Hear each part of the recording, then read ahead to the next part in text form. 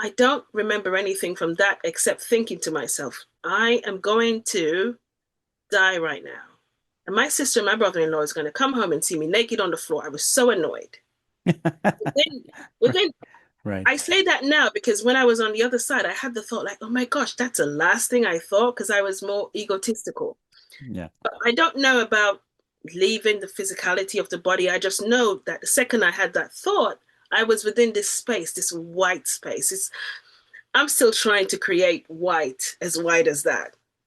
And I was in this space, and as soon as I was to think, where am I saw the silhouette version of my grandmother who passed away when I was young. This is a time of your awakening, a time of your remembering, a time that you have called in, that you chose. This is the time that I am ready to stand firm, to change the trajectory, the story, the history of this planet for the generations to come.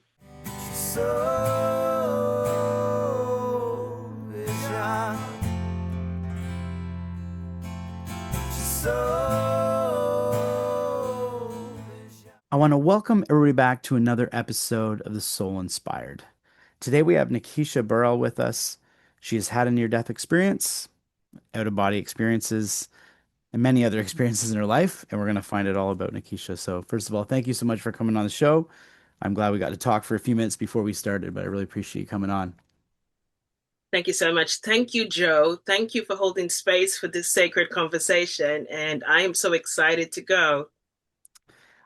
Everybody I talk to and anybody that's used to the Soul Inspired, they get used to the same direction I take things, but I like to reflect back early on in your life. I'm kind of getting a little bit of, I can kind of tell who you are personality wise, but I'm always curious long before anything happened. And I don't even yet know when the NDE happened, but I go back to childhood and say, who was Nekesha as a little girl? What kind of life were you, involved in? What was your influences religiously or spiritually? Just a little background on who you were. Wow, that's a great first question. So I'm born Jamaican and I grew up in Jamaican, so I'm really yardy, right? And my background was strictly Christian. And I say this to say that because in Jamaica, the motto is out of many, one people. And not until I had my NDE, I realized how much of a melting pot my upbringing was. So I'm the last one out of four kids in my family. My parents are strict Christians.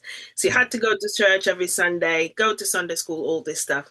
But out of the four of us, I'm the one who's usually getting in trouble asking all these questions. Mm.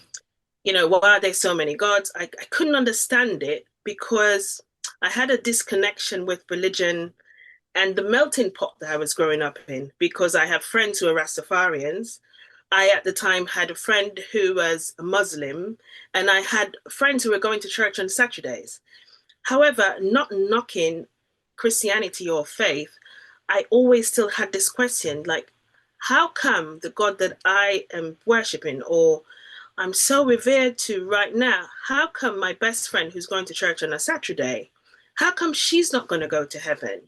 So I'm always the one getting in trouble for this. Said, shut up, don't say Mm. anything. It's just what it is. And that's that. So early on, when I was growing up, I remember I used to have dreams that I would tell my parents about. Okay, I had this dream, I was on this spaceship, and dreams about fairies. And it was always, ushered down. Okay, that's your imagination. You watch movie too late. In Jamaica, we'd say you eat too late. You Yeah. had food too late. Don't say this to anybody. So I think as I grew up, I grew out of what I knew was just a disconnection with religion. So that's kind of how it started out for me.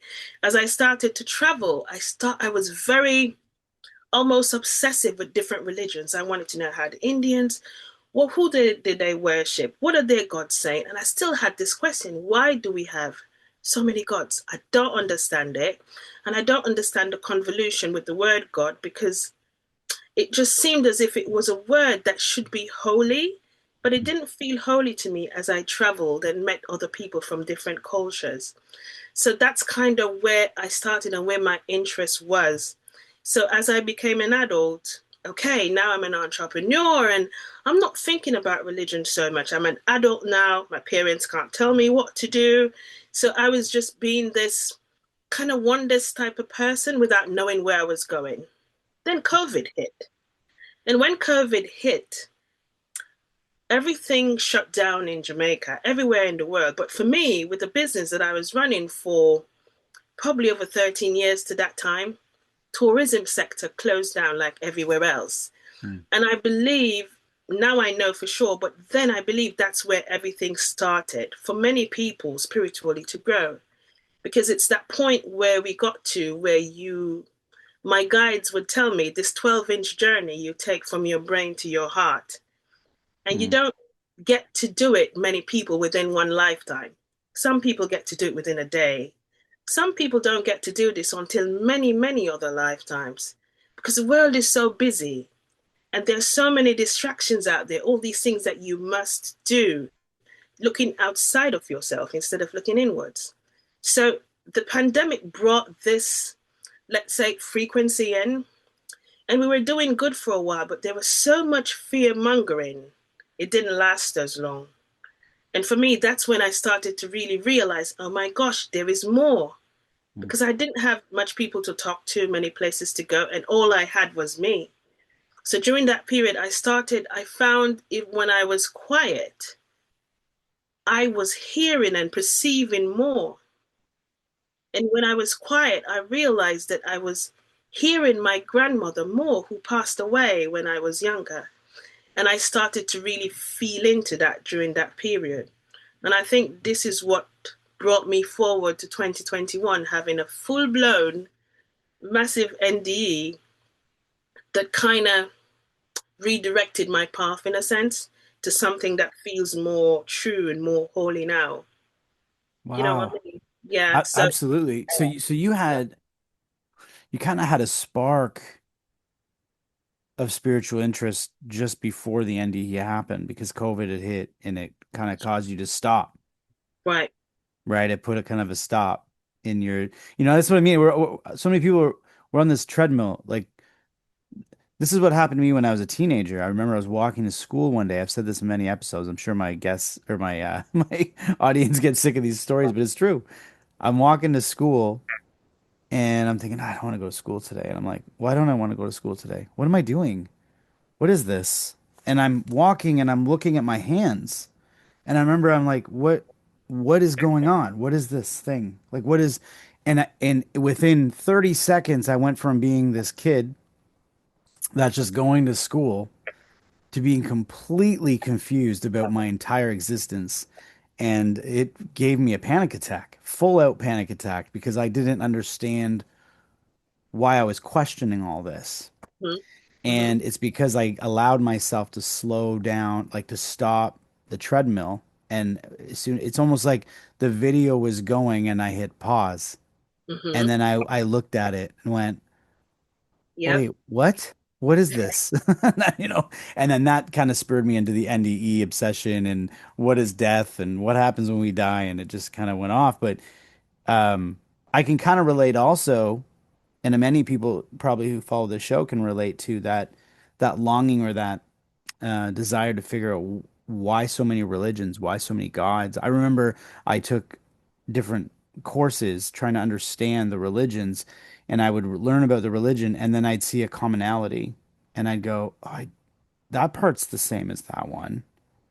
And then and I'd start seeing this like layering. I'd be like, oh, that's all real, but they don't, but then they're fighting against this. I'm like, Mm-hmm. what, but why are these the same? And I would sit there and try to actually understand it, but I'm like, I don't think I can understand it because this is something we created. I'd be going through this. I'm sure you can relate to this. Absolutely. Yeah. I'm Yeah. pulling myself out of my seat. And Mm. many people are going through this process now, but we are so fearful of what the other person is going to think. And that's the first thing my guides tried to redirect me from. So, what happened to you was a redirection. You got a gentle nudge. You did not need an NDE, thank God.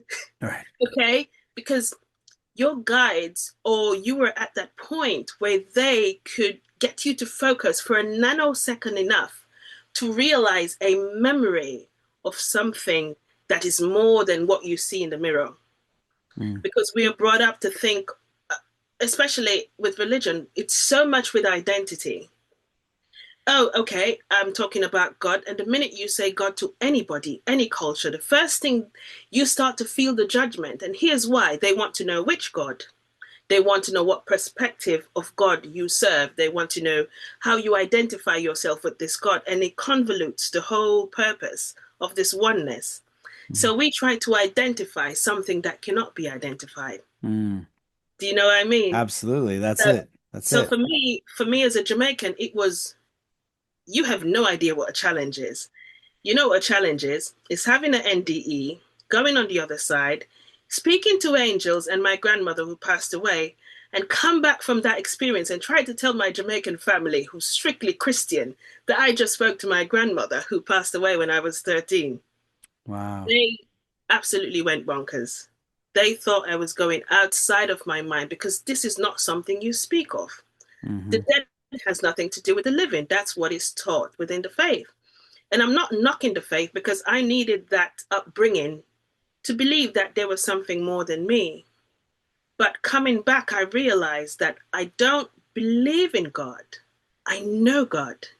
And Mm. then I can see everything that's been embedded everywhere within religion, within society, within all the structures that are placed there to embed fear, to embed distracting you from understanding what God really represents. Hmm. So that's Wow. brilliant for you because Archangel Michael, when I had this problem with my family, my mother was the most challenging one to convince. And I Mm. kept quiet about my NDE for years, Joe, because I didn't want to talk publicly about it because my mother was not well with it. She Right. didn't understand how I could post on the family group dreams that I would get of things that would happen. And then a couple weeks after, she'd call me and say, "That thing that you posted on the group, how did you know? Are you speaking to the devil?" She Mm. couldn't see the connection. She didn't understand what was happening. And I didn't know how to explain to her with love. Right. So she did not talk to me about this for years. It was something that you don't talk to the family about this thing. You're just weird. You're acting too perfect. And I had to understand how not to judge them, first of all, Hmm. because my guides kept saying, they're just not at that place yet. And you didn't come back to change anybody. But you have to remember that you're the light and you're the representation of love. So be you, and the energy, the frequency that you put out, it will nudge enough the ones that are ready for the change. Hmm.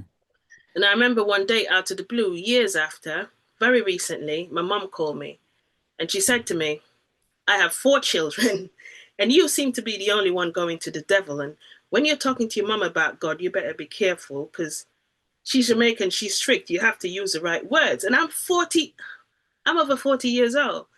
And I still feel like a kid talking to her about religion because, with respect, I want to keep it there. Mm. And I remember she called me and I started to say to myself, okay, I tried to coin the words and say, "Mom, let me explain to you how I channel these messages and how I saw my grandmother. She's my guide." And I was trying to explain to her that death is not a finality. I'm telling you, it's just like walking off the sand and walking into water. It's infinite.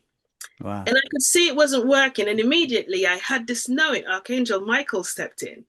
And I have my mom on video call. I was like, I can't now because my mom is here. And I asked my mom to wait and she got annoyed. She was like, "What now?" It's like, "I'm getting a message from my guy. Just give me a second." You know what Archangel Michael showed me? It's the most amazing thing. And I think this will explain the essence of God, what God really is. I was brought up way up in on this cloud. It's emotional when I talk about this. Mm. In Archangel Michael, there was this little boy stretching out as if he's going to step off this cloud. And I could see that if he steps, he's going to fall. And I couldn't get to him in time. And as soon as I had the fear within me, Archangel Michael said, "I don't understand why human beings," he always separated two words, not in one, "always seek God far and away when God is already within them." Mm. And I had the knowing to look down, and I heard the word look. And when I looked, this large white mansion appeared in front of me. And by the time I was to think, what's this white mansion? I was inside. And when I went in the door, there was like this corridor with all golden doors. It's like the corridor never stopped. It kept going and going and going. And when I went through the door, Archangel Michael said, "Do you feel God here?" And I could feel this love similar to what I felt when I had my NDE. I was like, yes. And I didn't know what was going to happen. And as soon as I had the thought, what's going to happen next, I was into a room. And in that room, it looked just like my mother's church. It had the organs and the people were playing and all of that. And the angel said to me, "Do you feel God in this room?" And I said, yes, because I was excited, like, oh my gosh, that's my mom's church. And as soon as I was to think about that, I was outside that door and into another room. And in that room, I could smell the incense and there were the drums beating. And it was a different religion. And immediately I realized what was happening. He said, "Do you feel God within this room?" And I said, yes. And by the time I was to think about it, I was outside that door and I went in another room and it was like, it were Indians in there, like, native Indians, and they were doing like the dance and stuff. And then I was out that room and I went to a fourth room. And in this room, it was a dark place, Joe. It's the darkest place. But there was one big table and this girl, and she was crying and she had her head down, slumped like this. And I had this thought immediately, that's not religion. And as soon as I had the thought, Archangel Michael says, everyone who has a perception of what God represents to them creates for them a room within this mansion. And over the girl, I could see the orbs of the angels comforting her. And he said, "Do you feel God within this room?" And I said, yes. And as soon as I thought that, I was outside of that room and I thought it was done. Then I was outside of the house and I was seeing this big white mansion. And he said, "Do you feel God outside this mansion?" And I said, yes. Then he said, "Look." And when he said, "Look, Joe, the mountains and the valleys, everything are just starting to create. They're just forming themselves." And I never forget, I started to hear the birds singing. He said, "Can you contain God in that mansion?" And I didn't say anything, but I just had a knowing, yes. And then immediately I went a little bit further, as if I was lifted a little bit off the earth. And when I looked, there were infinite amount of mansions being created. And I couldn't understand. So many mansions, and the one mansion had so many rooms. And he said, "Do you feel God out here?" And I said, yes. And then I went further. And when I went further, I wasn't seeing the mansions anymore.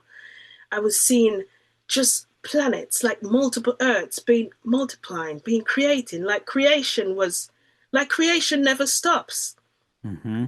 And I never forgot Archangel Michael said, "Do you feel God out here?" And I said, yes. And he said, "Go and tell them God cannot be contained. God cannot be owned. God is everyone, everything, everywhere." And with that, there was just this big white bright light. And I felt the release, the energy left me. And by that time, my mom was on the other phone. She's pretty annoyed by now because I'm talking to her. And she calls me Shani. "Shani, I'm tired of you in this," because she doesn't know what's happening. And can I tell you, my mother, who's never been quiet for all my 40-odd years in life, I said to her, "Just got a message from you, for you from the angels." And I could feel her judgment. And she was on that phone and she listened how I explained everything I just said to you. She didn't say anything. She listened until I was done. And then she said, in Jamaican, "All right, then. I understand now. I'm going to my bed." But she said in the Jamaican language, "All right, then. Me go my bed. Talk to you tomorrow." And that was it. Ever since that day, my mom calls me every so often. "So what's happening now?" And she actually wants to hear about what's happening. And you know the difference, Joe? I don't feel the judgment anymore. Mm-hmm. I used to be fearful to talk to her about it because I would feel it. Mm-hmm. I would hear them saying to me, yes, it's okay, Shani, it's okay. But I would feel the judgment and the fear coming out of Yeah. them. Yeah. So Yeah. that for me, when I got that, Wow. it was so, I put it in a book. I put it in a book because my guide said, you have to do, I just finished a book. And the reason why I did it, it's not for anyone else. It's just to try to put together in the smallest way I can a direct message from Archangel Michael and my guides. It's talking about using me as an example and talking about where you find God in the eyes of your child who was just born, in the person on the street who you could have smiled with. It's a perspective of God that I've never looked on before in that way. And I've put it in this book because so many people out there, Joe, despite Christianity or culture, wherever they are, they feel so alone.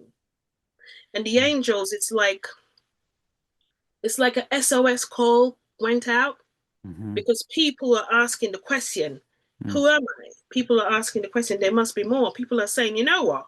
I don't think this works for me anymore. Enough is enough. And because of this energetic call that the collective is sending out there, this frequency, which has always been here, is now being received so much more. And they're trying to put the message out there, listen, you called the demolition teams in with these questions. So we are here. And I'll never forget, they showed me like somebody put in, I don't know what you call them, charges on this big building. So the structures, the education system, the political system, the financial system, all these systems, the religious system, they're making these structures that are no longer serving us as a collective to be one. Mm-hmm. And if we notice what's happening now, they're slowly going away, but not to hurt us. And we have to realize we're the architects. They're not forcing anything onto us. The way they show it, even though there are wars going on somewhere else. You know what I saw the other day? I have a friend who was stuck in Israel the other day when the war just started. Yeah. And when we would speak to her on the phone, then you hear the sirens go off, and then you don't know what's going to happen. And energetically, kind of, it, it bothered me a little bit because within our company, we're an interior design and build company here in New York. But within our company, we're a melting pot because we have all sides working together and we work in so much unity and love. However, on the other side, there's real things happening that people are getting hurt in the name of, what we revere, what we say God, what we say is right. Mm-hmm. And I remember that night when I went to sleep, I had this, I can't say it was a dream, could be a dream, could be a vision. There was this war, and it was as if I was in the war. But here's a twist that the angels gave me. Yes, the bombs are going off, but there were cracks in a wall where I was standing, and I was made to look through the crack. And when I looked through the crack, Joe, although the bombs were falling, I could see this woman in a room with her child, although the wars are going around her, on her knees praying for both sides. And the angel said, this is what we miss when there's chaos, when there's wars.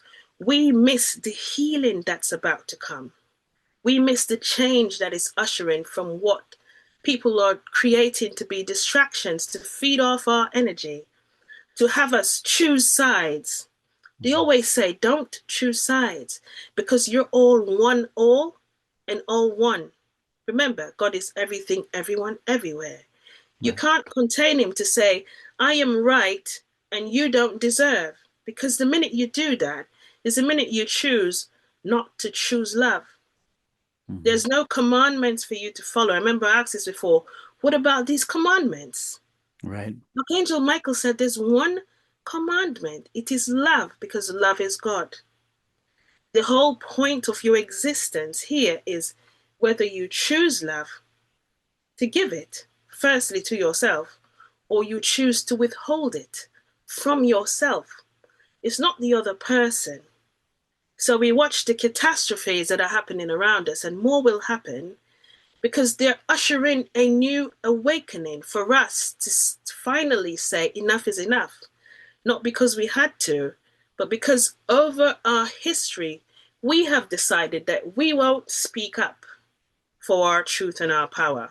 until we hit rock bottom. Do you know what Right. I mean? Absolutely. So because we have this belief system, what Hmm. else do you expect is going to happen? The angels are our family who's next door, all these beautiful interdimensional beings, they aren't allowed to intervene, but they observe us, Hmm. and they sit and they observe and they wonder. These beautiful beings who are so abundant Hmm. with a earth that self-sustains them with everything they need, why is it that they cannot see within these cracks these children who deserve to live no matter where they're, which part of the geographical location they live? Why is it when they look on this person who's another color, they can't see a fractal of themselves? How is it that they say they're hungry or they pass somebody else who's hungry when the earth self sustains everything they need? Why is it that our bodies are deteriorating in such a speedy way when the earth is already super intelligently ready to give us everything we need to live lives over 100 years old? Hmm. However, we don't, because we choose the easy way out, and we feed into the distractions that says, oh, this is beautiful. But when is the last time we spoke to our bodies? Body, what do you need to be balanced? Cells, what do you need to be strong so I can keep this human experience that I'm having here within this earth school? When is the last time we did that? We don't. We watch everything that's propagated. And if the trend is that for today, that's what we do. We don't speak to ourselves, to our hearts, to our bodies. So we trying to chase everything in the world that says makes you a revered, identifiable being, and not realize that by doing that, you lose the identity of who you truly were. So Hmm. if you should sit down and have a conversation with an extraterrestrial being, that's the conversation they'll have with you. You are powerful. However, you choose not to amplify this by your own choices. So it's so simple. However, it's the hardest thing for human beings to do because we're always chasing the next best thing outside of ourselves. Yeah. Yeah. You said, I loved all that. You said a few powerful things. One of the first things that I got right away was you said how alone so many people feel. In fact, I could even see emotion going through you when you said that, that people feel alone. And it's because we're not. You also explained how what I wrote down was that God is within our own creation. So we have our own creations. So God's within us, right? So here we are looking for some God that's outside of us, but it's not outside of us. So we're Mm. feeling alone. And because we're feeling alone, I think many people feel they can't even make an impact. So they don't even try.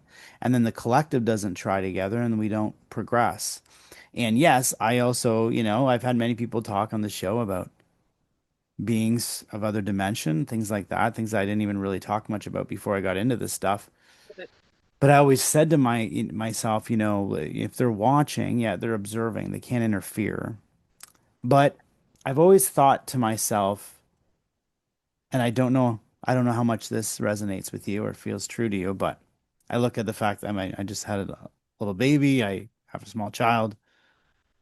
I'm here to guide them and show them the way, and I'll give them space to do that. But there are times where if I think they're in a dangerous position, I step in. So I don't believe they'll interfere. I think they want to see us um,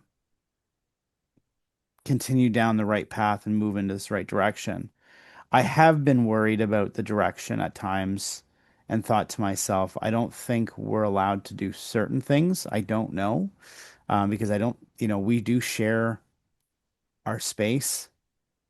And so I think that there are certain things that may be interfered with, but I don't, but not from us maybe progressing as a human species. That is something they probably want to see us do on our own. It's like watching a small child grow up and learn everything, right? So, and I don't know. We haven't talked about your near death experience yet or what other experience you've had, but maybe you can bring that up. But I did also want to ask you if you could let us know Right. when the near-death experience happened and what it was that caused you to go into this situation. That was, now that I think about it, it was the most ridiculous NDE I've ever had. I was in Brooklyn at the time, 2021, and my my my family just left, so I was alone in the apartment that morning, and I went to, I can't even know what I was thinking about. It wasn't anything crazy. I went to take a shower, and while I was in the shower, I had this tickle in my throat. That's a ridiculous thing. What you do, you clear your throat. So I tried to clear my throat, and there was no breath. The breath locked off completely. So I was in a hissy fit, pulled the shower curtain down, and I'm in that second, I remembered 1 month prior to coming to New York, my partner in Jamaica, he's asthmatic, and he was very insistent for me to take one of his asthma pumps. And I was very perturbed. I was very annoyed, like, why do I need this? And he said, I don't know, but I think you need to bring it because New York gets cold and you need to have this with you. And I was very annoyed up to going to the JetBlue desk. I was very annoyed. I took it out of my bag. I said, I don't want it. But anyway, he insisted and I took it. Within that second, I had that memory. Oh, I have this pump. I can't breathe. Let's get it. And coming out of the bathroom, I put my hand in my bag and I know I felt the pump and I had this other thought, but I don't know how to use it. And immediately while that's happening, and it's just split of seconds, my phone rang. And at that time, it was also the first time I had an iPhone with the face identification, and I never liked those things. And I remember also within that store, the guy kept convincing me, you have to get the face recognition. It's the best thing. I said, okay, do it. So I know I took the phone up in my other hand. It must have picked up my face because it fell on the floor because I have no breath and I'm panicking. And I could hear him on the other phone, on the phone, and maybe he heard the sounds of me gurgling or whatever, but all I could hear him say, Nick, puff and swallow, get the pump, puff and swallow. I don't remember anything from that except thinking to myself, damn it, I am going to die right now. And my sister and my brother-in-law is going to come home and see me naked on the floor. I was so annoyed. Within, within Right. I say that now because when I was on the other side, I had the thought like, oh my gosh, that's the last thing I thought because I was more egotistical. Yeah. But I don't know about leaving the physicality of the body. I just know that the second I had that thought, I was within this space, this white space. I'm still trying to create white as that.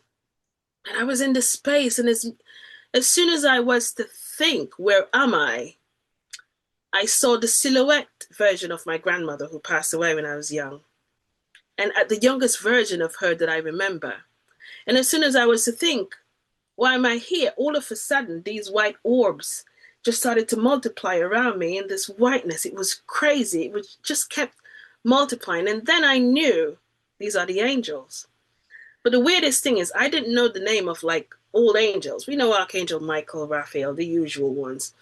But I was identifying Archangel Raphael. I've never heard these names before, but there, it felt like a welcome home party. And these orbs, they were just lighting up around me. And I felt, Joe, I don't know how to explain this love. But it was like I don't know what kind of high that is, but it's a love that just permeated everything. And I was not worried, not thinking about everything. I was home. And I know my grandmother was there, and it just felt like I just started to get information. And I'm seeing like things that's happening in the world, and like I couldn't understand. I'm here. So where was I? It almost felt as if, oh, you just woke up out of a dream type of thing. Hmm. So my grandmother was there, and I remember I looked over to the left, and the minute I was to think what it was, I had the knowing, oh, that's spiritual rehab. And I thought to myself, spiritual rehab? So there were angels over there. I could see the silhouette figures, and it was like it was like therapy for people who already passed on, the ones who chose to come to the light, but they had things to work through. So on the left, that was happening over there, and I found it very interesting. Like, whoa, because you could see like a rainbow of colors going through this translucent beings. And I had a knowing, those are people who passed on, the ones who came to the light. And I also had this knowing, wow, so there are people who pass on who don't choose to come to the light. And I had this wonder, so where do they go? And immediately in front of me, there was this huge archway. It almost like it was formed with clouds. It was no door, and beyond it was like this huge crystal city, like a waterfalls. And I wanted to go there so much. And as soon as I started to focus on that, there was this angel that came up, but it wasn't in an orb. This angel showed itself in the silhouette of like the shape of a person with light around him. And I knew it was Archangel Raphael. And it was like saying, welcome. And then I knew, oh, you're my main guide. It's like, oh, we're best friends type of thing. It was like, welcome. And he reflected me to another door to the right. And when I looked through that door, it looked like, if you know how bees make, I don't know, honeycombs type of thing. So when you look through it, there were infinite amount of golden honey pods like, and they were pulsating and they were gold. And I knew by the time I could think, what's that? Those are the memories of every single human being within that. That's your lifetimes in there. And as soon as I would think that, one came out, and it was almost like holographic. This pod just came out, and I was seeing flashes of my life. So here I am, just looking at it, and I'm the one who's saying, oh, I could have smiled then. I wish I did that. Oh my gosh, I can't believe that's how they felt. I was judging these moments that I didn't remember about. And immediately when I started to focus, because like I wanted to go through, Archangel Raphael let me know that, oh, I'm going to see 3 life reviews. Well, then I didn't know the word life review. I knew the word life review after my NDE. And he showed me 3 things. And I think it was important for me to see those to carry on what I need to do now. So the first one, I saw myself as 5 years old. My sister was getting me dressed in a beautiful red dress. What was interesting to me was, as I was looking at this, I guess, episode or scene in my life, Right. I wasn't feeling how I felt. I was feeling how she felt. And I was hearing her thoughts. So she said, I will protect you forever. Now, my sister and I are close, extremely close, but she's always been more like she acted more like a mother to me than a sister. So I've always grown outside because she's much older than me. I'm the last one. So we have almost 20 years between us. So she always like the mother one wanted to do this, do that. And I always wanted to be more playful. And I think maybe that's why they made me see this. She had this promise that if I ever get a sister, I'll protect her forever. And I had the thought, why? And what they did was they carried me to her childhood and they showed me a scene in her childhood and the reason why she made that promise to God in that prayer. And I immediately understood, oh my gosh, that's why she's the way she is with me. But the love is so pure. And that really just answered a whole lifetime of questions that I had. And as soon as I was to think more of that, that just went. And then something else came up. And it was myself in high school in Jamaica. And it was Valentine's Day. And I was with my friends. And there was this bloke that he really fancied me. And he brought a rose to me. And it was the most insignificant thing to me. But anyway, when he brought the rose to me, I refused it. I completely embarrassed him. Mm. And Joe, I had no idea somebody could be so broken. I felt how he felt and I was torn. I was like, and immediately I felt so bad. And out of nowhere, this beautiful orb just came.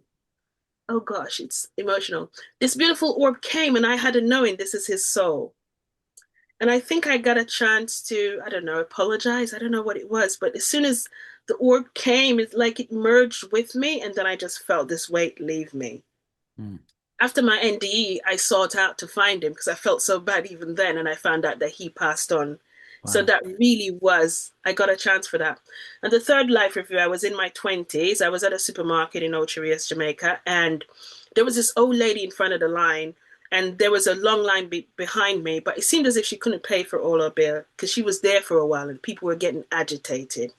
So I just bent over to the teller and I said, I'll pay her bill.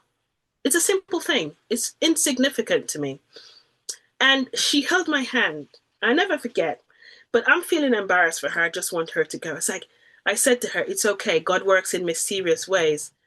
But what they did in the life review, Joe, they allowed me to feel that she gave me something that day when she held my hand. And I didn't know, I didn't recognize it. And when I never forget, I always do this now. because this is how she held my hand. And what Archangel Raphael allowed me to do was not just witness what she gave to me, that love. They brought me within her life the night before. She said a prayer to God. She said, I don't know how I'm going to feed my children, but I know you'll make a way.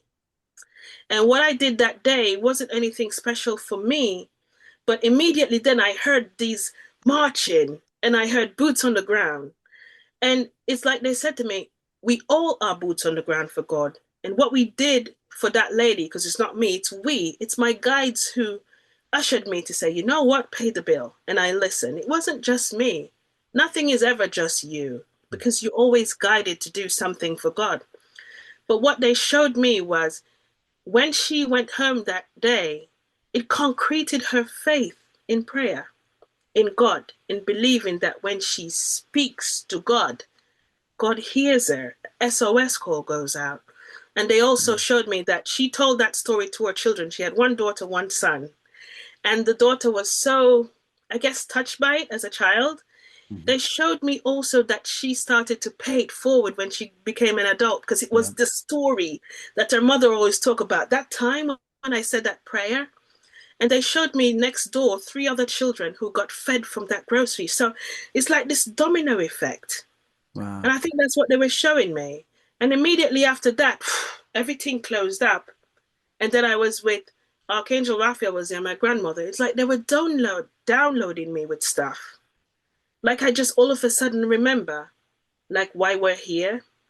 I all of a sudden could see children who were coming in, the autistic children, the ones who are on the spectrum. Like all of a sudden I could see, wow, they're the advanced angels. They are choosing to come here now because of this SOS call that went out. And it's like my NDE was this remembering that this is the time for this because we ushered it in. And it's not time for us to separate ourselves. It's time for us to understand. Stop looking far and high for a one God to come and save you. We are the ones who are saving ourselves by being boots on the ground for God, Mm. by smiling with somebody just because.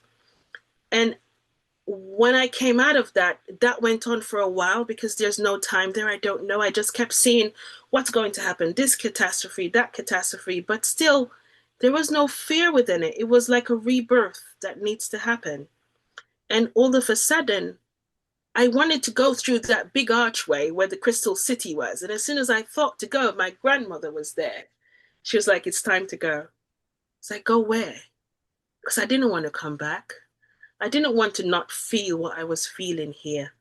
Because beyond that big archway, I've never seen colors like Joe. I've come back painting, trying to recreate those colors. And I'd never painted before that. And I can't. But I think now that if I went through that door, then I wouldn't, come back. Right. And as soon as my grandmother said it's time to go, I was outside of that white room. And I was in this darkness. I can't say dark space because it felt as if it was creating itself, this darkness. And as soon as I thought to myself, where am I? I could see like somebody took a pin and prick a darkness. You could see just a prick of light. And as soon as I focused on that, I remember I felt, and I started to feel my body again on that floor. Mm.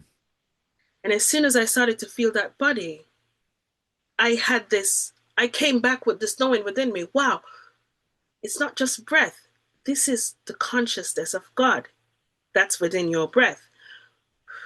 It's like this is where you meet God within the breath. Mm.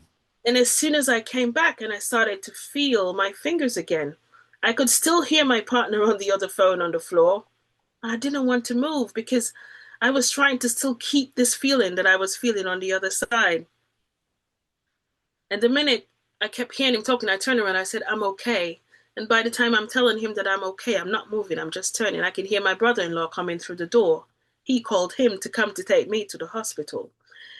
And he's there in a hissy fit, and I'm just sitting here, Joe, and I'm thinking to myself, did I just, talk to angels and my grandmother? And immediately I started to feel fear again, like, oh my gosh, Nobody's going to believe me. And then all of a sudden, I just felt this energy just flow through me. And I remembered everything again. I was like, yes, it really just happened. And Yeah. I'm trying to tell my brother-in-law, I don't need the hospital. You don't understand. I just spoke to my grandmother and I spoke to Angel. And he's like, yeah, you're confused. We need to take you to the hospital. Hmm. And he still did. Right. But that trip to the hospital, Joe, is the first time I was one with the wind.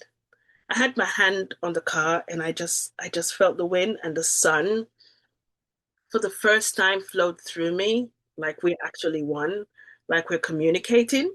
And I'm saying it to him. And then I realized, oh my gosh, I can feel his energy. He was so fearful for what I was saying. And he thought I was completely crazy. I was saying, I know what you're thinking. He was like, yeah, you just need some medication. And I went to the hospital. I said the same thing to the nurses. I said, you don't understand. I don't need anything. I just saw Angel. And say, yeah, I think you used the asthma pump. Don't ever use the asthma pump again. You had a, horrible anxiety attack. And Joe, nobody was listening to me. So my NDE was probably the easiest part of my journey.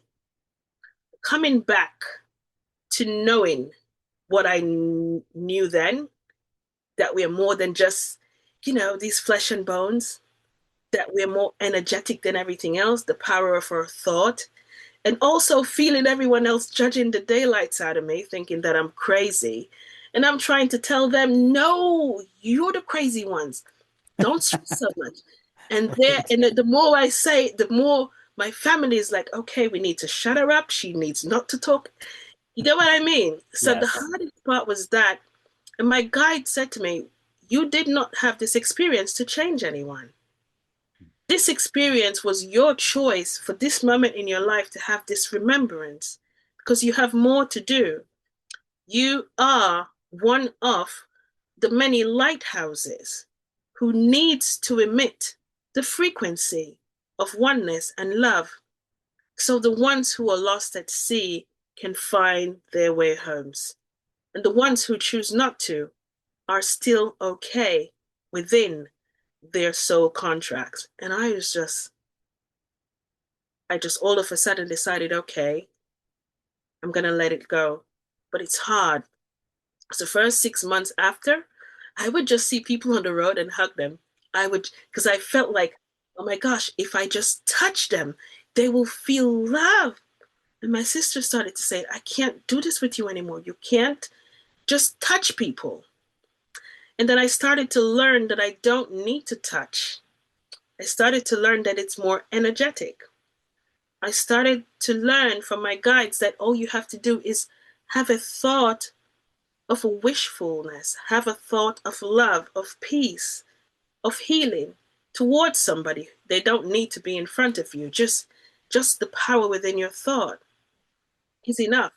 So if that's powerful for one person, imagine imagine the lighthouses that will light up if people understand the power of their thought. To send love into a region that needs healing, a place that just had catastrophe. This is why these things are happening, because we now have to understand this savior archetype that we've been looking for is us. That is what is awakening within us. The reason why all of a sudden you've been in a job for 20 years and you just had it, because it's that awakening within you to say, hey, okay, we've had fun with you for 20 years. Now it's time to really do what lights you up. Now it's time to really do what is true to you, what feels like fun. Because that's the whole point of being here, doing something that you truly love. This is why people are in relationships for so long and say, you know what, it's not going to work out. It's just that awakening within them. I need to give this service. I used to do this, but I really feel you are the same one. You had this calling and you don't know where it came from, but it's a soul call. It's subtle. Some of us, we have to have an NDE or something worse because we're so stubborn and, conflicted. Everyone on this planet is getting this call. Now, there's a Bible thing that says, many are called, few are chosen. But I add, from that few, even fewer say yes, because so many people do get the call, but instead we own these things that our ancestors gave to us within the history that was told, oh my gosh, we were born to struggle. And that is just all it's going to be for this type, and we will never be that. And that society gives to you, and the system that creates the fear for you. And we own it. We say, oh, that's just what it is going to be, and it's never going to change. But you have to be the change that you want to. That's the feminine energy that's coming in, the nurturer. That's what's coming into all the new ones, all the ones on the spectrum. They're not coming in to forget everything that we chose to forget. It's a little bit too challenging. It takes too long to evolve that way. They're coming in not for us to identify them or make a prescription or something for them. They don't need to be fixed. They came here to teach us how to love without language, how to love without the identity of being a perfect person with 2 hands and 2 feet working. They came here to teach us, wow, there is a being that is here that loves you without condition. Not the partner that says, I love you if you can, constrain to these things that I want you to do. Otherwise, I don't love you. They're beings that are coming into this planet, these beautiful ones. They are the ones who are catalyzing the change of the world. And we are the ones who called in the demolition team, who's breaking down these structures. And the angel said, as that happens, allow it to happen. Document it, witness it, and start to recreate the new world that you want to see, because it is already happening. There's no turning back. We are the ones who have to realize we are the saviors. We're not waiting for anyone or anything. We are the saviors from cleaning up here and taking this beautiful journey. They say it's 12 inches from your brain to your heart, and not choose to do it in lifetimes, but choose to remember that this is what we're here to do, not to sit and worry about the wars that's happening, but instead of saying this one is right and that one is wrong, to just usher in love and peace and healing within these places. And I've seen them show me within these pockets of this world that these atrocities are happening. We are going to see things happen that people are going to say, wow, I never knew I'd live to see the day. Where a woman is standing within these regions who never had a voice. That's coming in. It's beautiful. Where we are going to finally see within the cracks to understand, wow, that's what orchestrated all those things. It was a business transaction that went wrong. It had nothing to do with people. It had nothing to do with God. It had nothing to do with love. It's just a business deal that went wrong between people who worship greed and not humanity and not ethics. However, everything that's happening, we have to remember between the cracks, when the tsunami comes and the hurricane and the earthquakes, they will happen. Because the earth also needs to reset. It has always happened.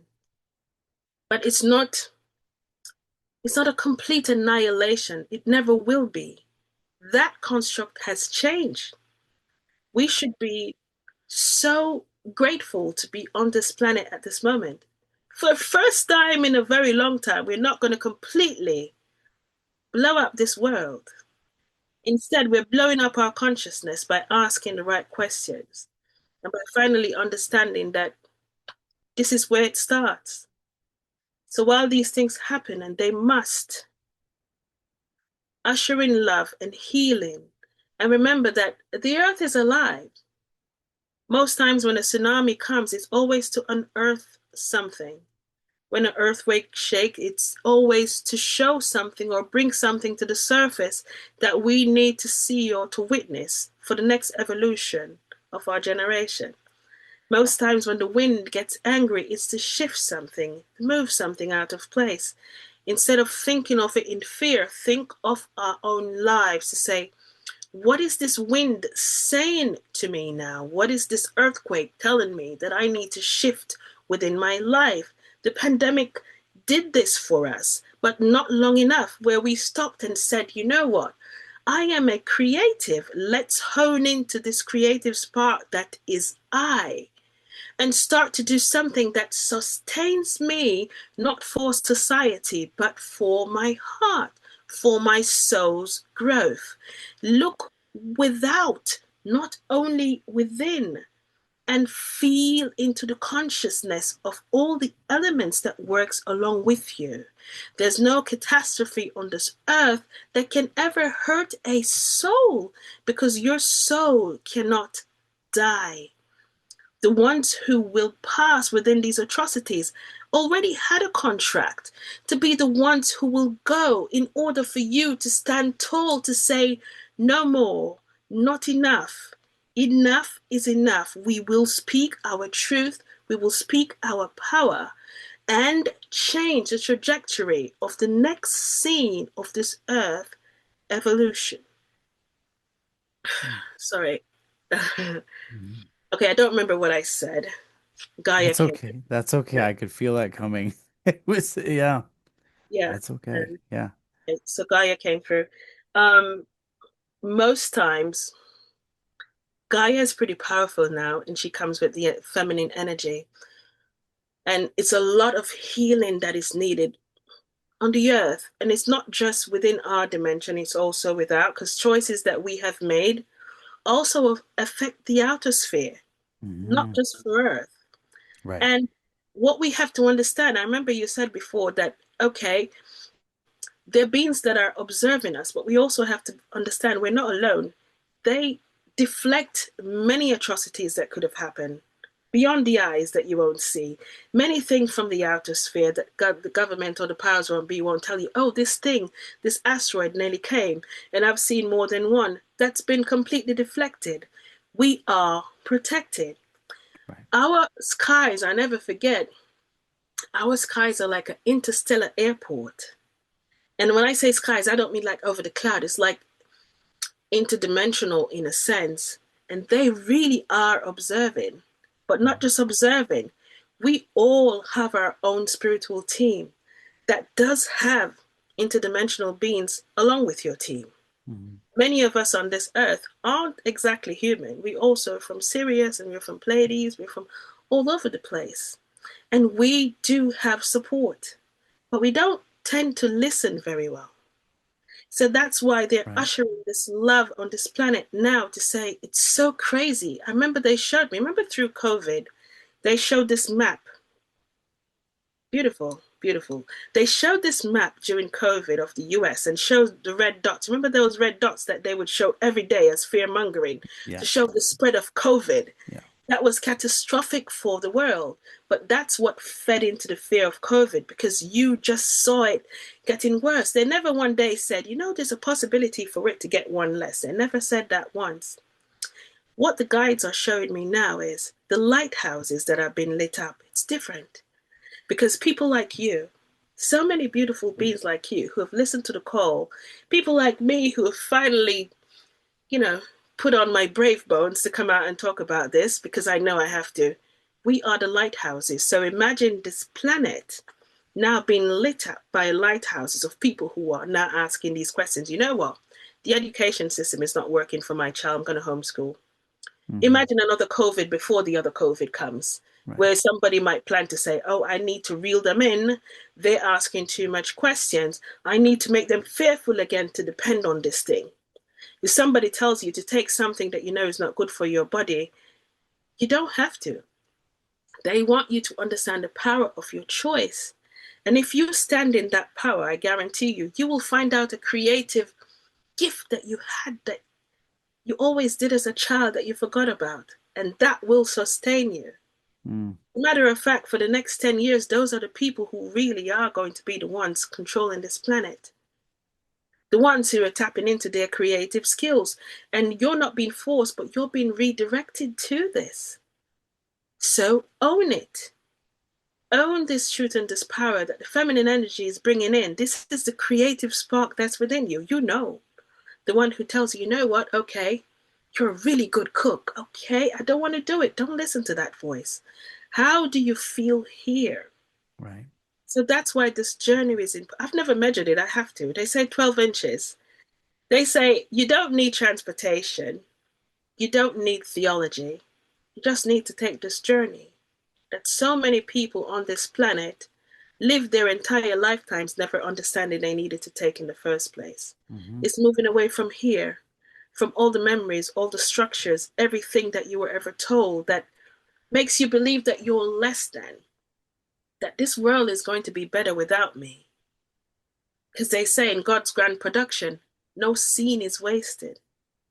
So stop reliving the cycles of pain or ancestral trauma, the history that you've been told that you said, oh my gosh, this is always going to be, I'm always going to have a hard life.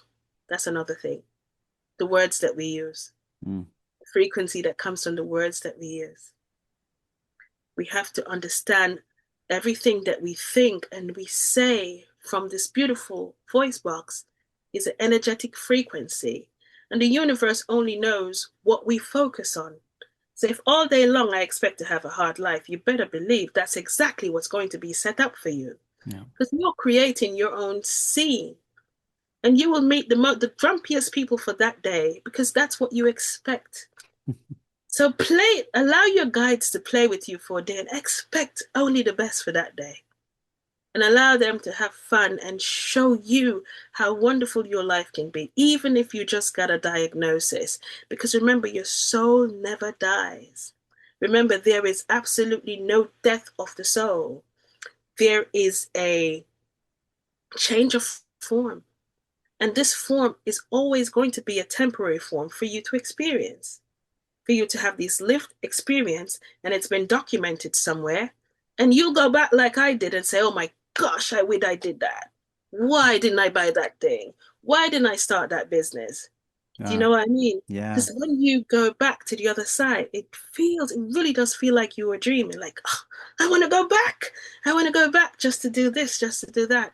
Right. But while you're hearing this breath, this conscious breath that flows through you, this aspect of God that you are, despite what anyone else says, when you look in the mirror, what do you see looking back? It's not what's on the TV or what's on the magazine. What do you see looking back? What do you feel when you speak to your body and say, buddy, I love you. I know they said I'm diagnosed with this thing, but I absolutely love you. Let's do what's best for us. And I guarantee you, the next thing that you're going to put to your mouth, if you're not supposed to eat it, you will be completely repelled. Hmm. The power of your mind and your thought. And that is where it's going. The industrial farming, it's bollocks actually in the United States. But we know it also. But we give away our power to say, oh, it's $3, so I must buy it. Right. But what does your body tell you? Do you know what I mean? Oh yeah. What Yeah. does your heart tell you? And then you say, oh, I'm going to suffer through this illness. No, you don't. It's your power. And it's the simplest thing. Understanding your boots on the ground for God, meaning your boots on the ground for yourself. This is where you start. You start by loving you first. Meaning that every single day you're going to affirm yourself, no matter what the world is showing out there as a distraction. I am going to have my best day because everything is working out for me. And Mhm. allow your guides and your angelic team to guide you. The keys that you can't find on the table, just chill. Right. Yeah. You're in traffic somewhere, you're holding space to be boots on the ground for somebody who's about to do something stupid. You're holding space for something. There is no scene that's wasted. That job that was so perfect and you're so angry, why didn't I get it? And now you're just done with life. No, what you didn't see is your guides knew that that job was going to completely deplete you. Right. Yes, it was perfect. The money was good, but for your soul, it's not right. Hmm. You just lost your job. Well, you know what? They've been telling you or nudging you to leave it anyway, and you didn't. Now just be quiet, pause, and see where they're redirecting you to. There's no scene, Joe. That's wasted. We're always being directed or redirected or guided somewhere. But we just want to be identified as one thing and we limit ourselves. Say, oh my gosh, I just want money. Can you imagine sitting here talking to an advanced being about money? I remember doing that before to my Arcturian guide. Right. What's money? They don't Right. understand the concept of money. Right. Why? Because they say, but the earth self sustains you. All the abundance you want is here. They don't understand it. They know that this is the story that we chose to tell and the structure we chose to do, but they still don't see. But abundance is more than that. It's going outside the door and feeling the wind on you and having the sun just bask your skin and knowing that there's a fruit tree somewhere or it's just sustaining you. Having the right conversation, overhearing something, getting a gift from somebody. Those are sometimes the most brilliant abundance you could receive. It's not just paper that you're trying to hold on to, because most people that have the most money in the world, you know what they do? They build for themselves a prison for themselves and eventually lose the things that's most important to them because they end up being a slave to this thing that they go for, not understanding that money also is energy. What's your relationship with money? Do you love money or are you scared of it? I went through so many years being afraid of money. It ran from me for years until I realized, oh my gosh, I love you. I respect you. And now you find abundance in so many places without even thinking about it because now energetically, you understand your relationship with all these aspects of everything, even the people who come into your life. And they're people who want to build you and want to see the best for you because it's what you believe here. So everything that happens to you, even the partner, the person who you say is depleting you, is because you choose to. You have a choice to tap out anytime by just saying to yourself, I deserve better and I am enough, no matter what the situation is. And it's challenging to somebody now who's in the middle of it, but look at yourself in the mirror and tell me if you see love looking back at you. Because somewhere along the line, you forgot to love you. And that's why you're out here seeking it high and far when all you have to do is take this journey here, 12 inches. You see how it Oh, goes back to that every I time. love that. Yeah, Awesome, right?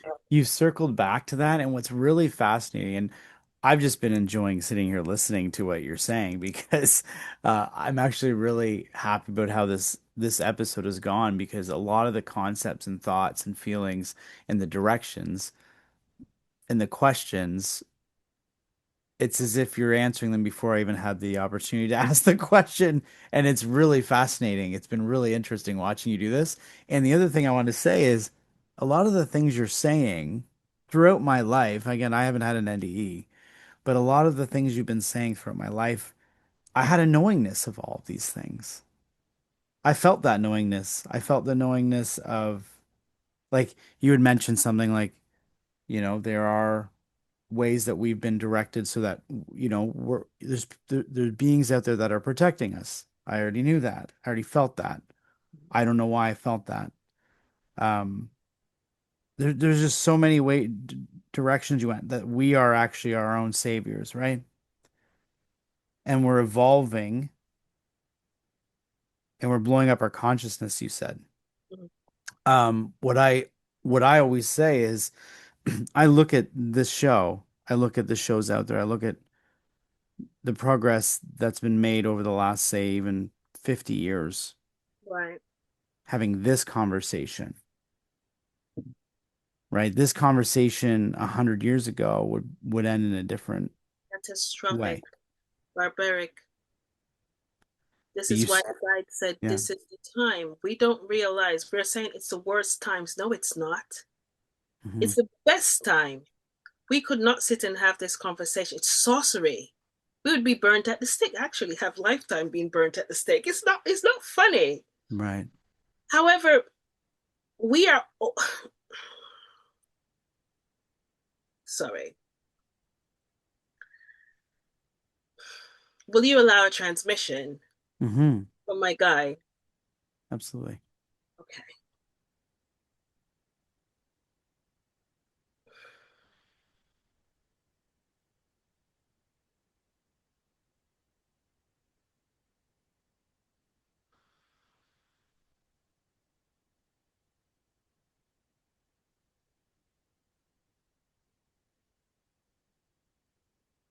This is a pivotal time, is it not?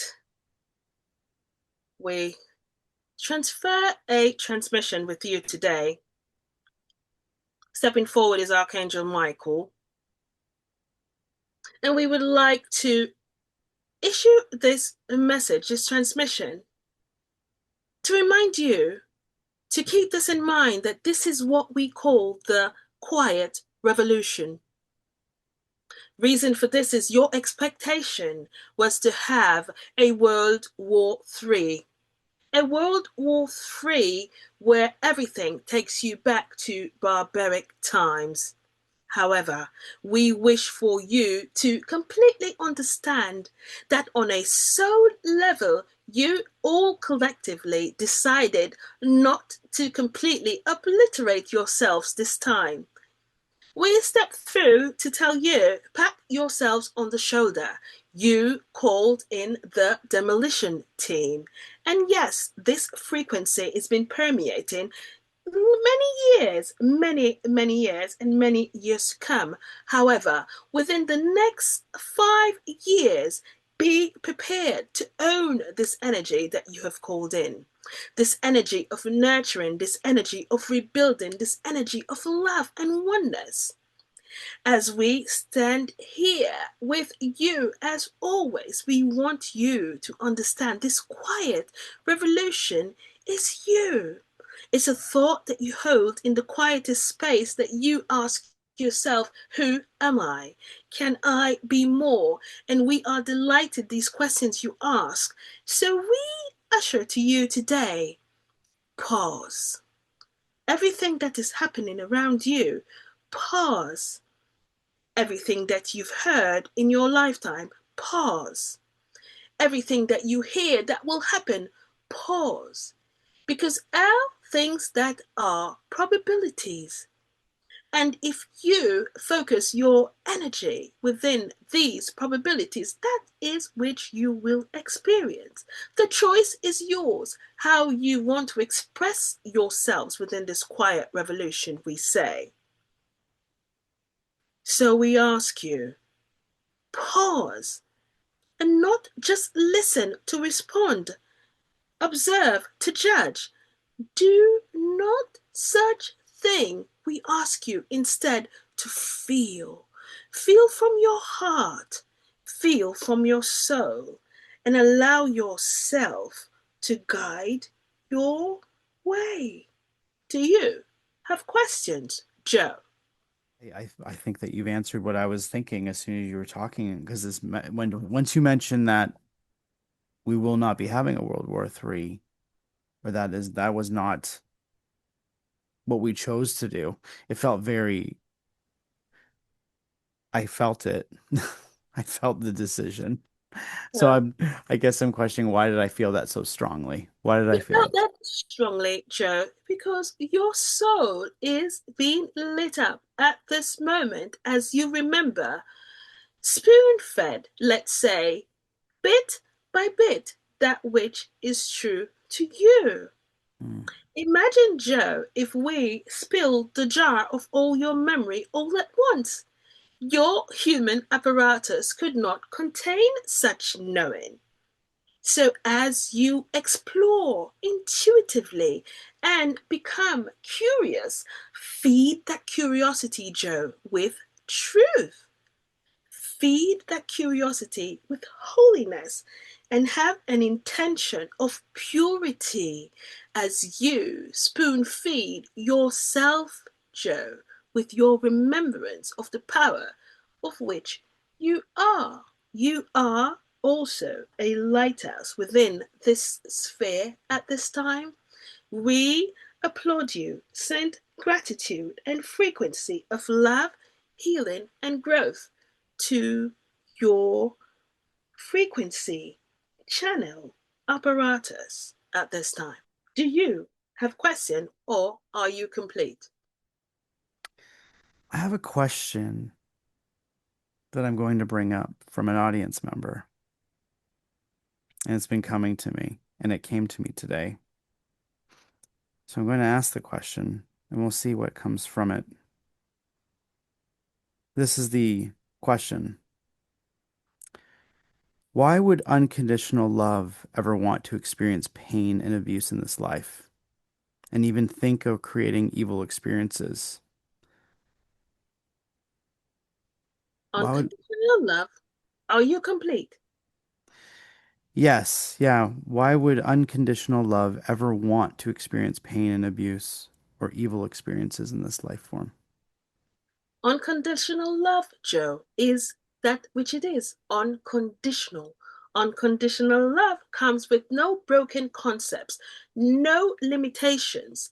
The aspect of pain, of hurt, of anything that is limited is a created structure by human beings. It has nothing to do with love. Love, Joe, is a perspective and aspect of source.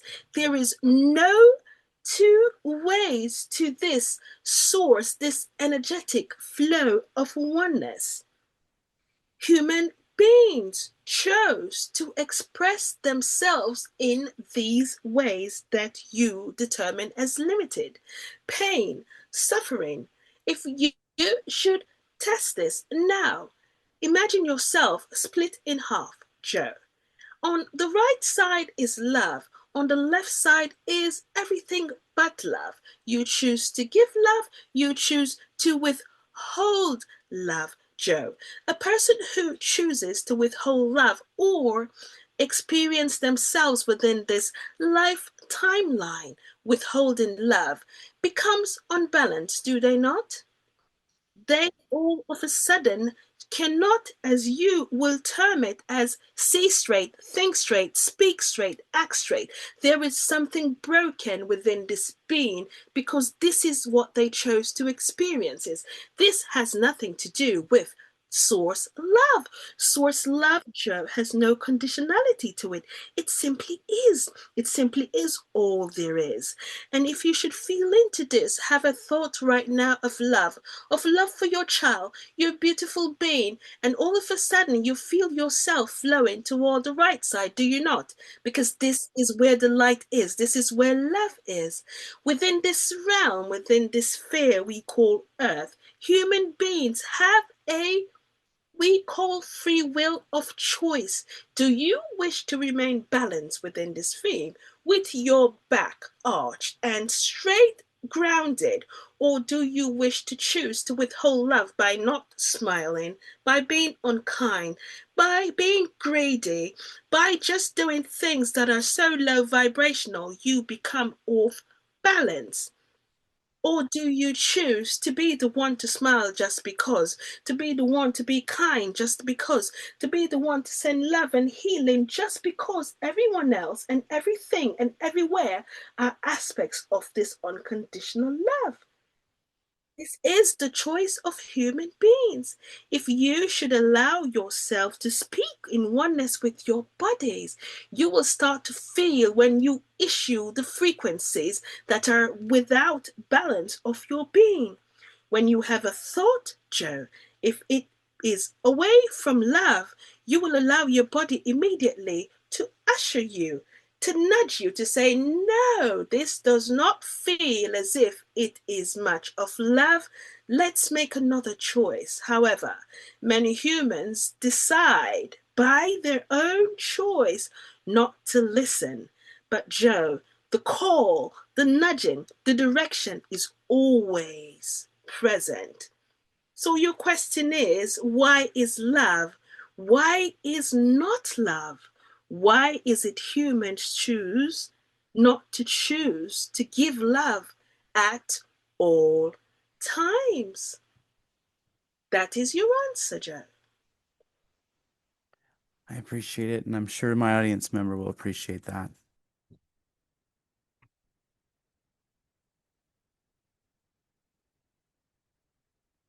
We wish to conclude by saying this transmission, along with many, are a beginning point of the quiet revolution. We want humanity not to feel depleted, not to feel fearful, not to feel as if you do not deserve. This is a time of your awakening, a time of your remembering, a time that you have called in, that you chose. This is the time that I am ready to stand firm, to change the trajectory, the story, the history of this planet for the generations to come. You should see between the cracks, Joe, and audience, the massive changes that you have made. Yes, there have been many negatives. However, the power of one and two is so powerful within the frequency of love that it absolutely catalyzes a energy of darkness. The only thing that can eradicate darkness, Joe, is light. This is why we usher in the feminine frequency at this time. You will witness by your own doing within pockets where voices were not heard that they now will be heard. Allow it to happen and do not judge.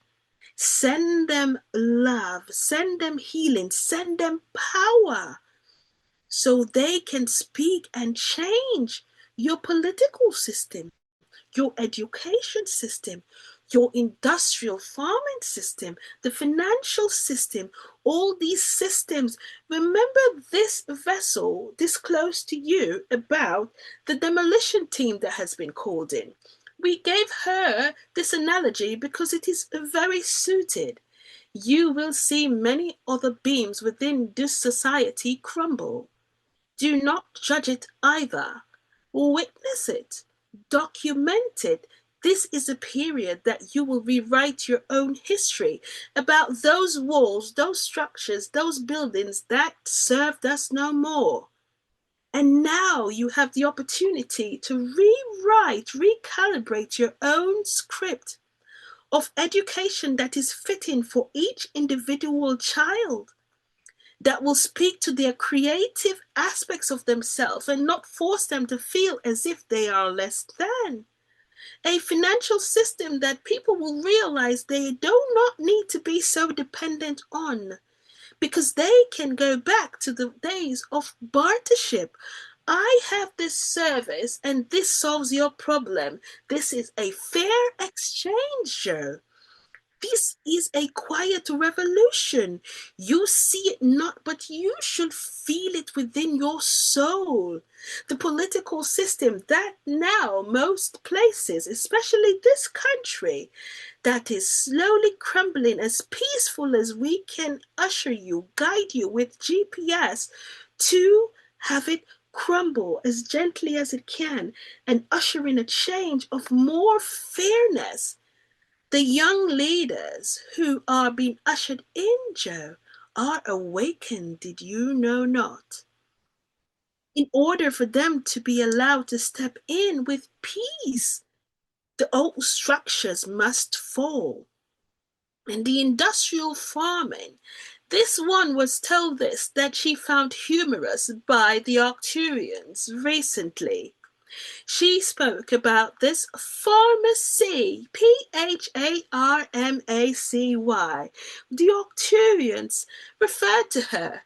It is very interesting as we observe this earth, you depend on the synthesizing or fixing your apparatus after you feed it with things that are not 100% pure, and you forget about the Pharmacy, Joe.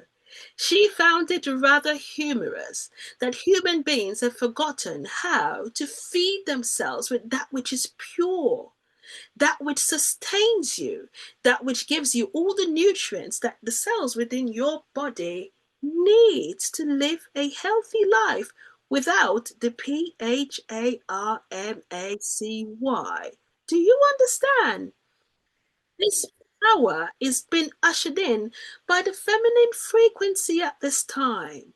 So you will all of a sudden have medication and feel, you know what? My body is speaking to me. I feel as if I need to make this change within these things that I consume within this temple that I own. You don't have a Ferrari, Joe, and place within this Ferrari the apparatus of a Toyota, do you? However, why do human beings choose not to care about what happens within their Ferrari? And then when you make the choice to walk from the sand, this is what we describe as your death process. When you make these choices and you walk from the sand to the waters of infinite life, then you are grieving. Why do you do such things? You should honor the temple this which you are, as the consciousness of source flows through you. Remember, everyone, you are super intelligence. Everything you could possibly need to know is within. Your body is super intelligence. Everything that you need to live a healthy life, this vessel will tell you. You should start asking. And one step further, consider this earth a universal body. This is the message that is paramount at this time. This universal body has many organs, every country representing a major organ within this body called Earth. And the cells within this body are you. Do you know what happens to the body if your cells do not operate in harmony? Do you know what happens to your body when something foreign is there, like darkness, like fear, like pain, like bitterness, like greed? Your body creates pockets of pimples and lymph nodes and abscesses because it's telling you, I can do no more. I now need your intervention. So imagine this earth sphere as this universal body. We have guided you as far as we shall. In this phase, for the next 5 to 10 years, we ask you, the cells of this universal earth body, to stand firm and start collectively coming together and working once more. And one by one, these pockets within this earth sphere that has the wars and the atrocities and the hunger and all of the deceptible things that are occurring, the pain that Gaia holds because of the choices of man. If you, each human being, decide to be boots on the ground for God, starting with you, taking this 12-inch journey, I love me, I deserve more. And because of that, it becomes an energetic transference within your household.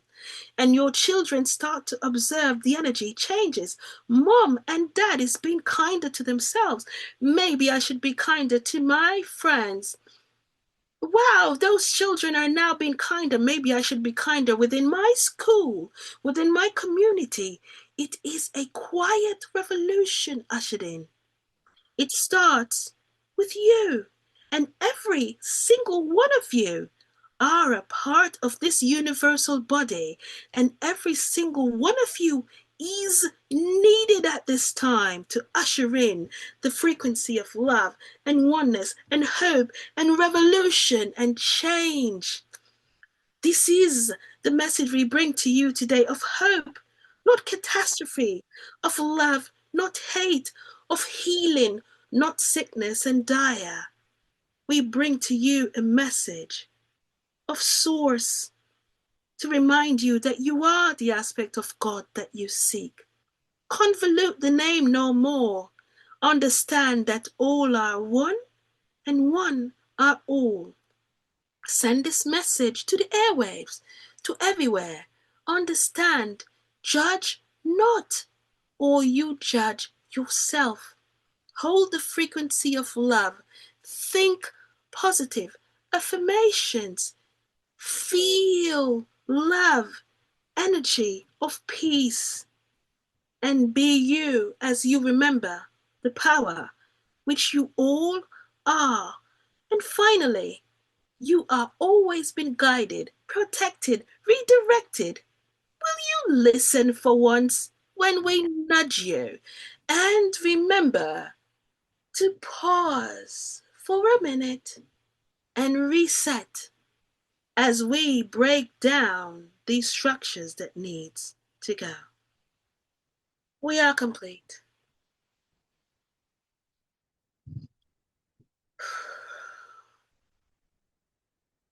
Okay. It's a lot of energy. Hi, Joe. Welcome back. It's a lot of energy. I really appreciate you, and I appreciate you doing that. I do want to take a moment of appreciation because there'll be a lot of people listening to this episode that'll need to hear this stuff. And it's really important. That's the only reason why I'm even sitting across the screen from you. Because, when you get to see the catastrophe that people see from their eyes, however, the angels get to show you between the cracks that everyone doesn't get to see, and you see the hope. And within the places that wars are happening, you see the child that's praying, although the bomb's going off. And you see the people who are risking their lives to feel the soldiers during a war. That's what the angels want us to focus on, not the propaganda. They say, don't watch the news because the news does not show you these things that would uplift you. When I get to see between the cracks, I realize, oh my gosh, there's so much hope. Reason for us to still be here. And it's a challenging time. And I know there's so many younger ones who are coming up now who are so misunderstood.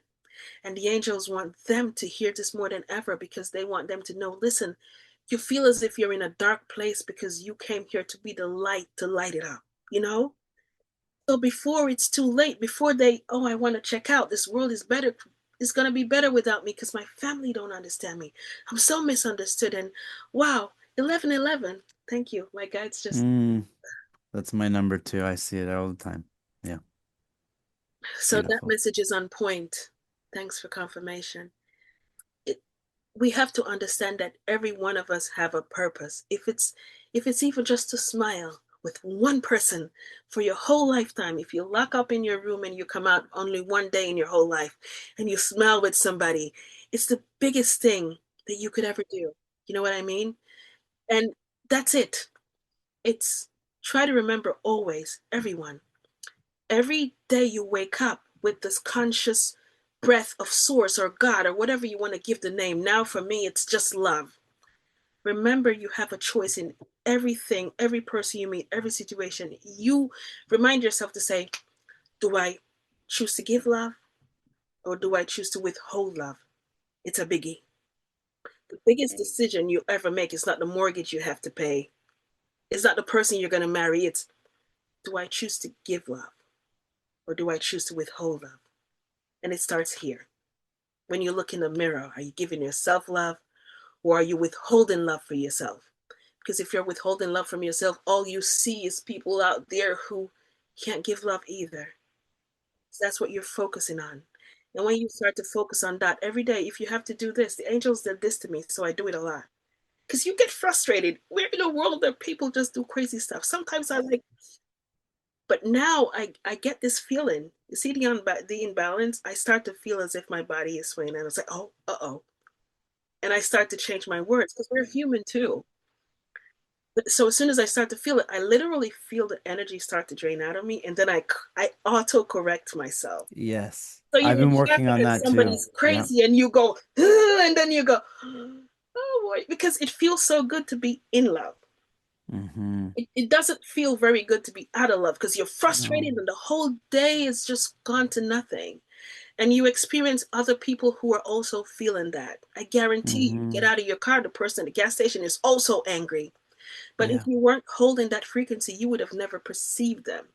But Mm-hmm. you're going to perceive them because that's what you want to face, that's what you want to experience.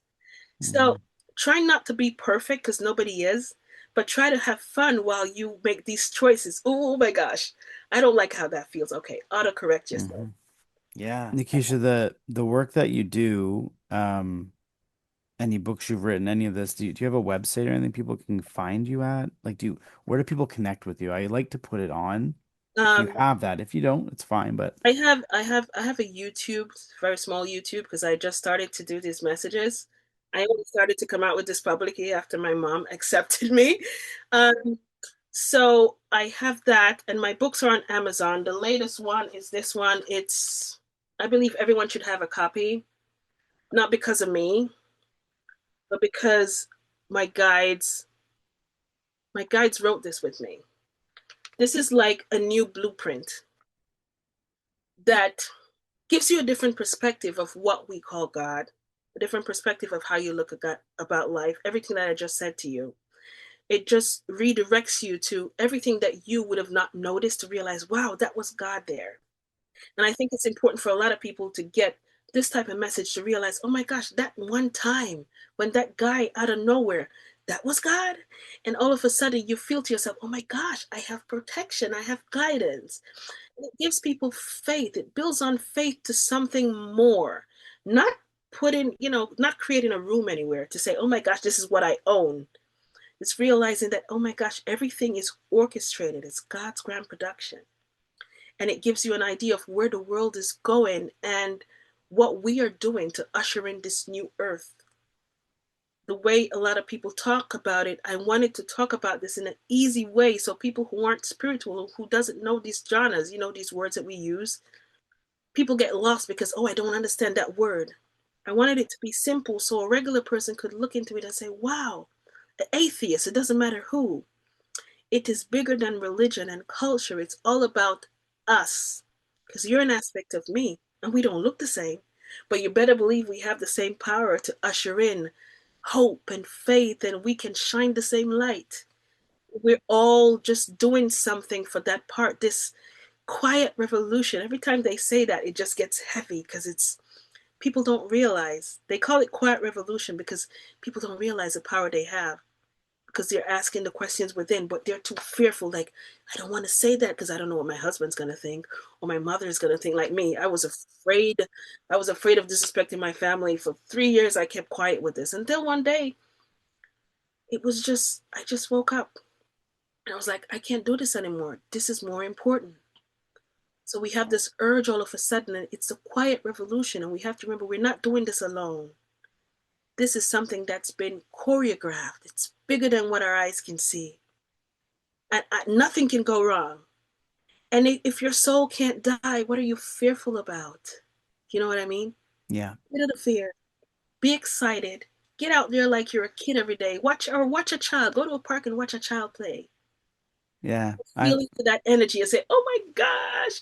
And I don't know, muddy puddle or something. I don't care how old. Right. Yeah. Just do something that Yeah.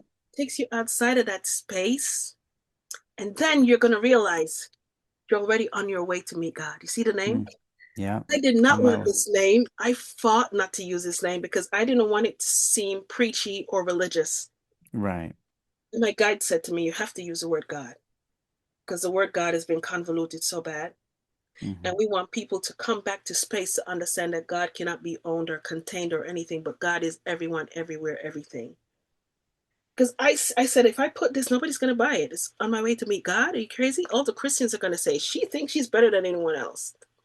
Mm. But this has nothing to do with me and everything to do with everyone, because it's telling you the small acts of kindness that are the biggest things for your life growth.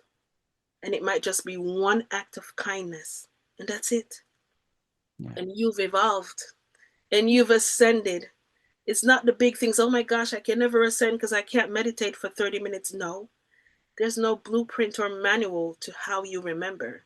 Right. You just need to have the intention to say, you know what, I am ready. I deserve more. That's it. That's it. Yeah, I love that. I love everything about that. And I'm always talking on the show about how you don't have to sit in a circle and meditate to be present and to feel it. That's what music has always been for me. It's when I get into my deepest levels That's you is channeling for that's me yeah. exactly. That's why even though I don't personally do that channeling in the way you had happen, it's until I was, just in the last couple of years, I realized, oh, that's where this has been coming from. Yes. When I was young, I didn't understand where all this was coming from, Yes. and now I do. I have to ask you this. I ask everyone at the end of each episode this question. You've touched on a lot of things, though. So, whatever comes to you. It can be short, sweet, whatever you feel. Right. But you've crossed that barrier and seen who we are. I talk to a lot of people who get a little glimpse into that, and a lot of people that listen to the show are often trying to figure out what we're doing. If there's so much beauty and love on the other side, if it's who we truly are, if this is the dream and that's reality, Mhm. what is the grand purpose of us coming here and pushing our soul into these meat suits and avatars and acting out a play? I'm curious to always know what everyone's feelings are around that. You know what? First thing that comes to me is on the other side, there's no aspect of time. When you're on the other side as a spirit, coming to earth is like a blip. Oh, I'm just going to go there to play. Because Mm, to the other side, or to the angelic realm, or to heaven, as some people call it, a lifetime for us, living even to 80 years old, is like a blip. And while you're there, you're not thinking, oh my gosh, if I live to be 80 years, I have to go through all these things and not remember. Your thought construct, and I'm doing a book now about a memory I had and something that they sent to me, which is going to explain on a soul level when you choose to incarnate here. It's most exciting because you choose the path that you want to take. And I know you're going to say, no, I didn't choose this disease or this husband or this, but you did. Because it seems so exciting to you on a soul level. Imagine a soul as a 3 year old who just found, I don't know, their first pool full of ping pong balls or something, colorful balls. And all they can think of is, I am going to play. They don't think that they're going to get hungry. I might get tired. I just want to go play. And that's the aspect of the thought construct as a soul. I remember I asked the Arcturians, and their take on this is a little bit different. And I don't want to go too long. Their take on it is, remember that you're an advanced scholar. And I never understood what you mean by scholar. You said, well, you know what? You choose on a soul level to go there to learn, to evolve. You wanted to learn more. You wanted to experience the emotions. What does it feel to, to love somebody and then have this heart broken? I don't know what that is, because on the other side, you don't have conditionality. Love mm, is just love. It's pure. It's a matter of fact. There's no I love you because or I love you if. So, on a soul level, when you look at that, like these other beings who are watching us now, they really do watch us from an advanced level, saying, oh my gosh, she cried. Listen, my guides reminded me that I cried for 3 days over a boy. I didn't remember the scene, but they showed me because they want to say, you see, 3 days you cried, but life went on. That's the experience you chose to have that time because you wanted to know what it felt like. And I was absolute, I thought I was going to die. right. But when they showed it to me from that aspect, I was like, oh my gosh, you could have really done better. It's exciting. It's exciting to a spirit Right. to watch your life review and say, oh my gosh, that's what I did. Oh, I want to go again. And I don't want that Mm, life. I want to go as this. And I want it's it's fun. It doesn't seem fun in the human body. hmm. But when you get to the point which we are now, when you start to remember, then you realize, oh my gosh, I can't believe I chose this. Right. But until you get to the point where you start to listen intuitively and realize, oh my gosh, I'm more. You start to remember, oh, I remember this lifetime. I remember this experience. Oh, and now you start to connect the dots. You can see, oh, that's why I had that person in my life. That's why that experience happened. You start to connect the dots to see, oh, okay, oh, cool. Okay, now I know what to do. And Hmm. you get to a point in your human evolution where you now choose, listen, okay, I've had fun with that. Now it's time for me to call in the big boys. Now it's time for me to make the right choices. So I understand for a human mind to just listen to me say that now, you're going to say, no, I've struggled. But understand the change that came from your struggle. Understand the family that grew from the thing that you experienced. Understand the industry or the change that came or the healing, or I don't know, maybe something came from your sickness. All of a sudden, somebody in your family felt so deeply about it, they came up with a cure a couple of years after you. These things are paramount, but we choose them on a soul level. Everything that happens, no matter how much it seems, oh, it's nonchalant right now, it's so deep. It's so deep. And Hmm. you are advanced beings. Remember that. You really sat and pinpointed every exit point you wanted, every point that you wanted to go. Okay, this is what I'm going to do. But just in case I get derailed, you're going to show up by the time I'm 40, and this is going to happen. You choose this. It was crazy when I heard this. You choose these points, and you have many exit points. Okay, if I don't get to do this by age 18, I want to have this awakening experience, that. And so many people say now, oh my gosh, I thought I was going to die. Well, you probably did. Hmm. That was an exit point that you chose either for a soul upgrade or for a Right. change or for a redirection. Mm. Everything, Joe, is choreographed. Right. And a couple of years ago, I would, if somebody was saying this, I would say, woo woo. Right. But I'm at a point, I know this now, and I don't knock anybody who says, I don't quite get it yet. It's okay. Hmm. But if you feel it, it's time for you to start listening. If you don't feel it, it's okay too, because everything is choreographed for your soul's growth. And maybe your soul just didn't choose for this lifetime to remember these things. But don't feel as if the world is beating up on you. This is just a fun experience we're supposed to have. And if we follow the guidelines, which is simple, do I choose to give love? Do I choose to withhold love? You have pretty open, explorative life. I guarantee you. Mm. Yeah. Wow, Nekesha, thank you so much. I love the answer. I love all of that.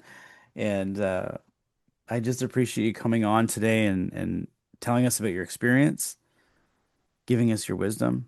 You do have I would say I don't know if you're a teacher. There's something there. There's something there, and it's growing, right? So I really appreciate you coming on and just sharing it with the Soul Inspired.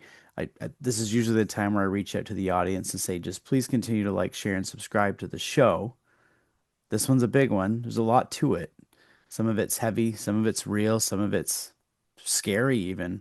But if there's something in it that spoke to you or you know somebody that it would speak to, please share it with them. That's part of our job and part of all of our jobs. So thank you so much, Nekesha, for being on. I really appreciate being on today.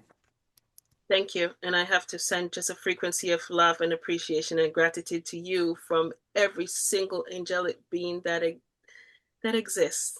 It's just like you're just getting claps, and I appreciate you, and so do they. Okay, for holding space for this. Thanks, Joe. Thank you so much. So vision, so